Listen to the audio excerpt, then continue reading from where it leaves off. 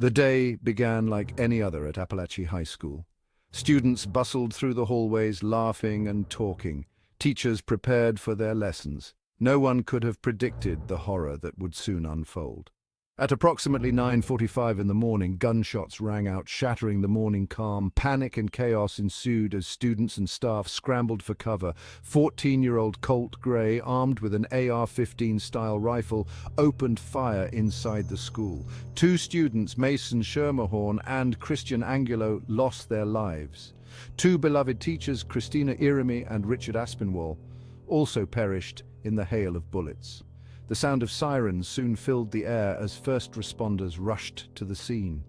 9 other individuals sustained injuries, some critical, adding to the day's grim toll. The small town of Winder, Georgia, watched in disbelief as news of the shooting spread. The unimaginable had become a tragic reality. The question that echoes through the minds of many is simple yet agonizing. How could this happen? How did a 14-year-old boy gain access to such a deadly weapon? Investigations are ongoing, but early reports paint a disturbing picture. Colt Gray obtained the AR-15 style rifle from his own home. The weapon belonged to his father and was not properly secured. Adding to the tragedy, there were warning signs. Gray had a history of behavioral issues and had previously made threats online. Authorities were alerted to these threats, but did not deem them credible enough to warrant further action. The tragic events at Appalachia High School underscore the devastating consequences of easy access to firearms, particularly for troubled individuals. Mason Schermerhorn and Christian Angulo were just beginning their lives. They were full of dreams, laughter, and potential. Mason, a gifted artist, dreamed of one day designing video games. Christian, a talented athlete, aspired to play college basketball.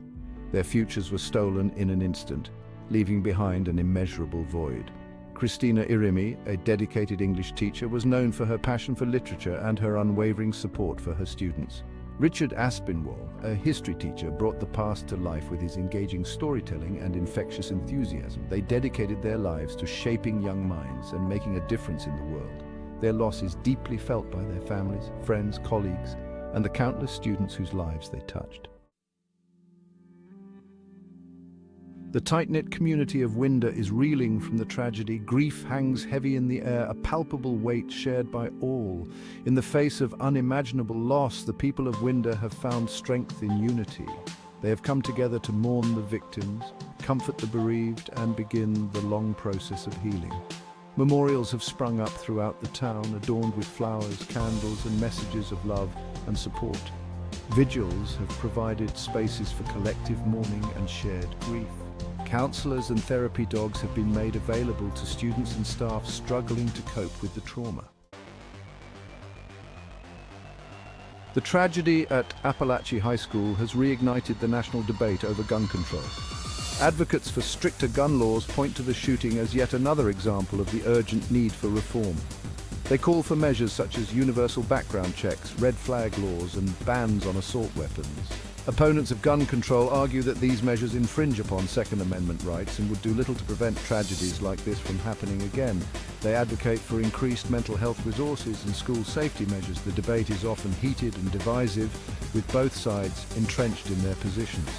The shooting at Appalachia High School serves as a stark reminder of the complex and deeply rooted nature of the gun control debate in America.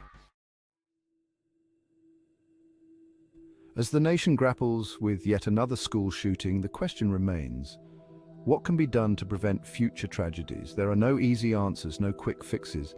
Addressing the issue of gun violence requires a multifaceted approach that includes a range of solutions. Strengthening mental health resources is crucial.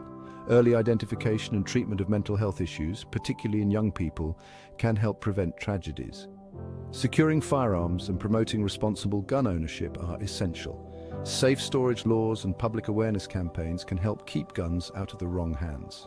Addressing the root causes of violence, such as poverty, inequality, and lack of opportunity, is also vital. Creating a more just and equitable society can help reduce the factors that contribute to violence.